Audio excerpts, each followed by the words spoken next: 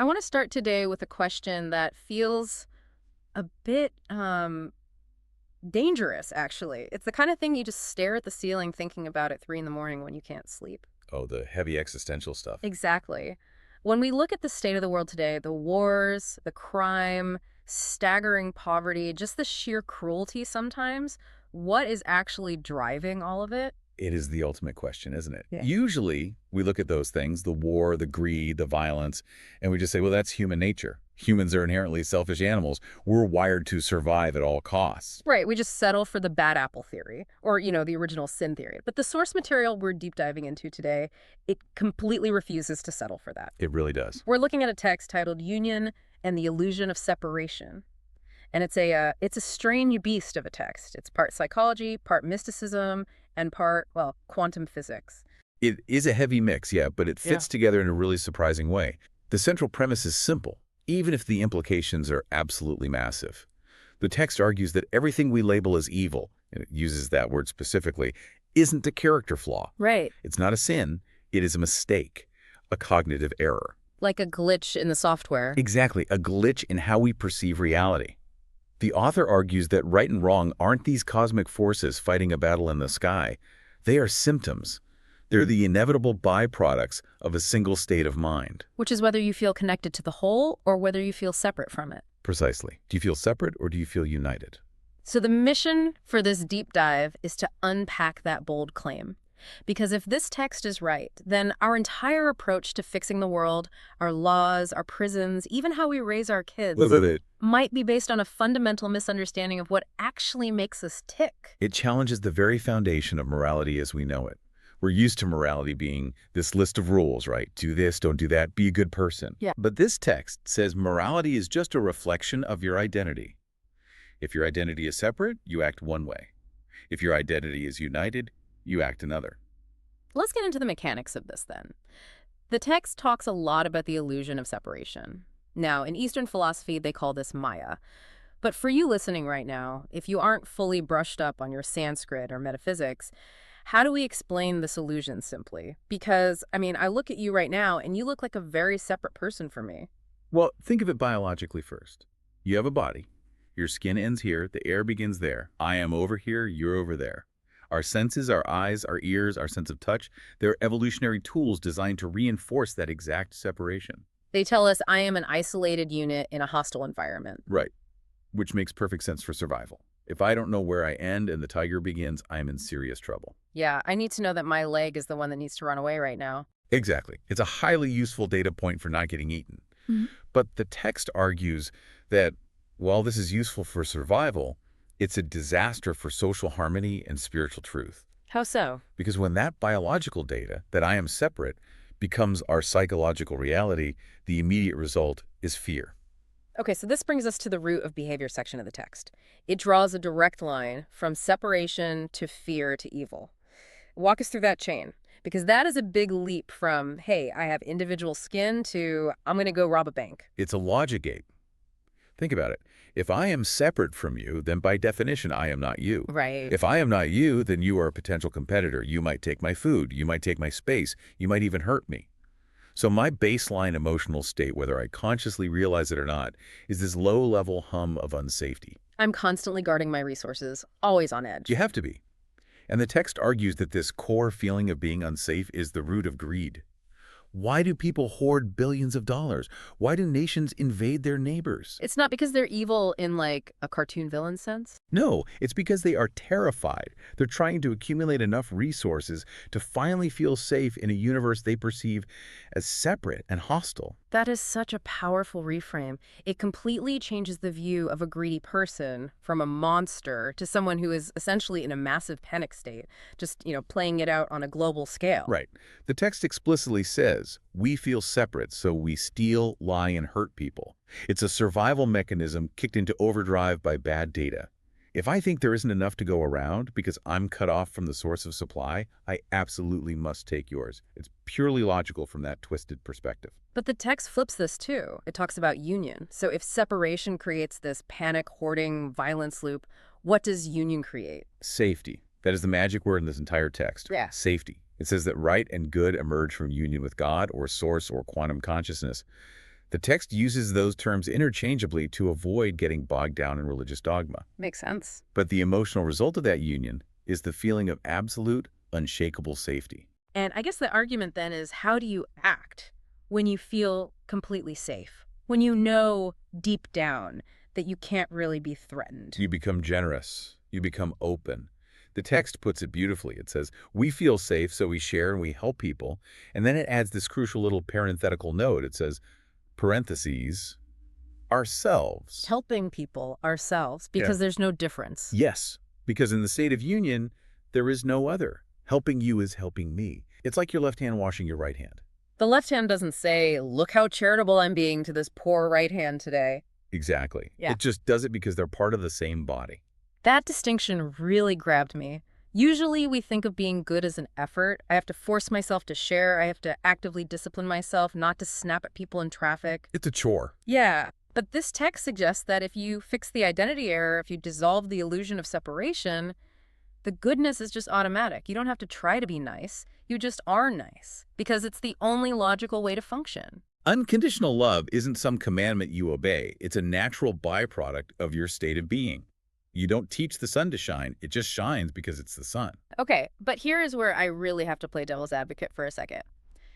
Because we don't live in a world of union. We live in the real world. If someone breaks into my house tonight, union isn't going to stop them from taking my TV. Right. Society has to deal with the bad behavior. We can't just pretend everyone is holding hands in a meadow. And this is exactly where the text gets highly critical of our current systems. Yeah. It has a fascinating section on the shadow self and societal judgment. It argues that the way we currently try to fix behavior by labeling it bad, wrong, or sinful is actually making the separation much worse. How so, though? If we don't label murder as bad, aren't we just inviting total chaos? The text isn't saying we shouldn't have laws or consequences. It's talking about the psychological impact of moral judgment. When we tell a child or a whole society that certain natural human drives are shameful, Like aggression, ambition, sexuality. even anger. When we label those as bad, we don't eliminate those drives. We just force them underground. We repress them. We push them deep into the shadow. This is a concept from Jungian psychology that the text leans on pretty heavily. The shadow is essentially the invisible bag we drag behind us, filled with all the parts of ourselves we're too ashamed to look at. So if I'm taught my whole life that anger is a sin, I don't actually stop getting angry. I just hide the anger from myself. I walk around pretending I'm the nice guy. You hide it so well that you literally forget it's there. But energy has to go somewhere. It doesn't just vanish into thin air. And this leads to the text's most frightening insight regarding global politics. It says that the internal shadow self is projected outward. Unpack projection for us. That's a term we hear thrown around a lot in pop psychology. But what does it actually mean in this specific context? Projection is when you take the thing you unconsciously hate in yourself and you see it vividly in someone else.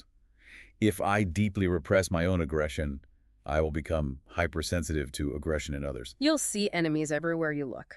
Exactly. I will literally start a war to destroy the evil over there, completely blind to the fact that I'm actually trying to destroy the repressed aggression inside myself. Wow. So war isn't just about resources or borders or politics.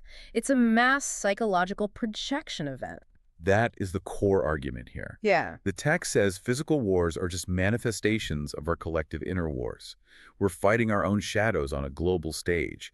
The external world is just a mirror of our internal state of separation. That leads right into a statement in the source that I found really difficult to swallow at first.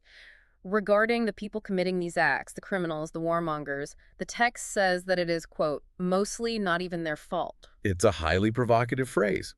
Not even their fault. It sounds like it's just letting them off the hook. Like, oh, he didn't mean to start a war. It's just his shadow acting up. It absolutely sounds that way on the surface. But look deeper at what they're saying. It's not an excuse. It's a diagnosis. The text argues that these people are the inevitable products of a system that breeds separation from day one. Think about it. We raise children in a cutthroat culture of competition. We shame their natural instincts. We traumatize them with the constant fear of poverty. And then, when they inevitably act out in fear and from their shadow, society acts shocked. So it's an indictment of the assembly line, not just the product rolling off of it? That's a great way to put it. We are manufacturing broken people by feeding them the illusion of separation from birth. To blame the individual without looking at the massive illusion they're trapped in is, according to the source, missing the point entirely. It's like blaming a car for crashing when the steering wheel was installed backwards at the factory. So if the root cause of all this suffering is this illusion, we really need to understand what reality actually is, because the text takes a hard pivot here. It does. We leave the realm of psychology and we walk right into, well, the physics of philosophy. Yeah, we have to talk about this sea of consciousness. It describes reality not as a bunch of disconnected billiard balls bouncing around hitting each other, but as a single integrated whole. And they actually bring in Albert Einstein to back this up. Yes, they quote Einstein's famous letter where he talks about the optical delusion of consciousness. I love that phrase so much, optical delusion. It implies that what I'm seeing right now, you sitting across from me, the table, the microphones, the walls, it's basically a trick of the eye. Einstein was suggesting that the feeling of being a separate eye, enclosed in a physical bag of skin, restricts us. It's a prison. He said it limits our affection to just a few people closest to us. And the text takes this scientific observation from one of our greatest minds and expands it into a massive metaphysical truth. Separation is quite literally a hallucination. Which brings us to non-duality. Right, which basically just translates to, not to. Exactly. In a non-dual reality, opposites like good and evil don't actually exist as fundamental truths of the universe. The text calls them third-dimensional constructs. Meaning they only apply to the human level of perception. Yeah, they're tools the human mind uses to navigate this specific level of reality, but they aren't real in what they call the quantum field. Okay, we need to help you, the listener, with the quantum field here. Because we hear the word quantum used to explain everything from toaster ovens to telepathy these days. What does this text specifically mean by it? Fair point. It's referring to the real physics concept of entanglement. In quantum mechanics, particles can be entangled in such a way that if you affect one, you instantly affect the other, no matter how far apart they are in the universe. Even light years apart. Yes, Yeah. because they aren't two separate particles anymore. They are one single system. The text applies this directly to us. We are non-locally entangled. So if we are actually entangled at a fundamental level, then the idea of hurting you without hurting myself is... It's physics-defying. It's an absolute impossibility. In the quantum field, everything is just different frequencies of the exact same energy. Hot and cold are just degrees of temperature. Good and evil are just degrees of alignment with the source. This all sounds amazing, really beautiful, but it brings up a huge contradiction for me. Let's hear it. If we are these infinite, deeply entangled quantum beings, why do I currently feel like a very tired, anxious human being who desperately needs a cup of coffee? Why is the illusion so incredibly convincing? And that brings us to what the text calls the great reversal. This is probably the most scientifically controversial part of the entire source. It completely challenges the standard neuroscience model. Right, the standard model being that the brain is a biological machine and consciousness is just the exhaust it produces. The brain creates the mind. Exactly, like a generator creates electricity. If you smash the generator, the electricity stops instantly. That's the materialist view we all grew up with. But this source argues the exact opposite. It explicitly says, our brain thinks it created consciousness, while it is the other way around. So the brain is more like a receiver, like a Yeah. radio or a TV set. That's the classic analogy, yeah. If you smash your TV set, the broadcast signal is still perfectly intact in the air. The physical box just can't pick it up and display it anymore. The text asserts that consciousness, the source, is the primary reality. It built the physical brain just to experience itself in 3D. But the receiver seems to have developed a mind of its own along the way. That is the ego. The text says our mind fights to stay relevant and immortal.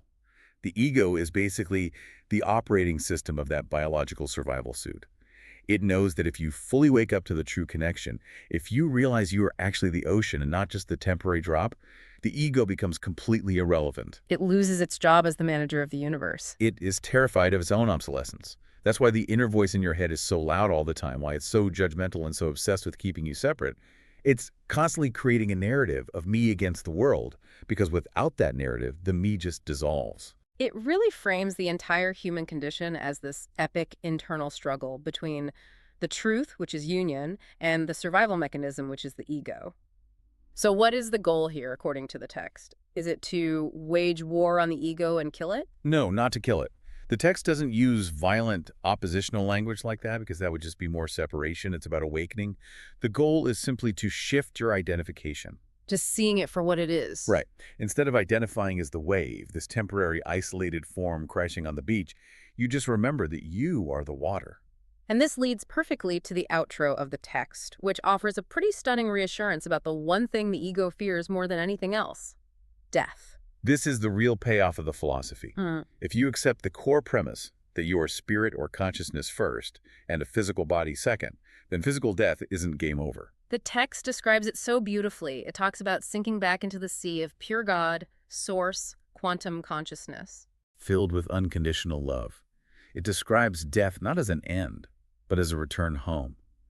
The drop falls back into the ocean, yes, the individual drop is gone, but the water remains. The core essence of what you actually are isn't lost. It just expands back to its natural state. And if you truly believe that, if you can truly internalize that you are the ocean right now, then the fear just evaporates. And when the fear evaporates, the greed evaporates with it.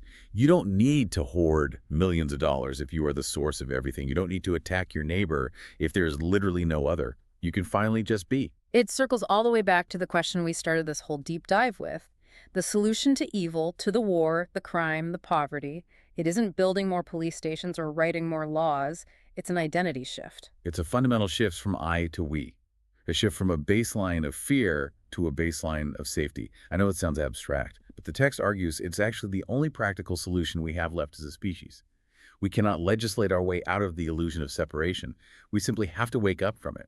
It is an incredible amount to process. We've gone from the biological roots of fear through the projection of the shadow self, all the way to quantum entanglement and redefining the nature of death. It really challenges you to start catching yourself in the act in your daily life. The next time you feel that sharp spike of defensiveness or that sudden urge to judge someone on the street or that tight feeling of greed in your chest, just pause.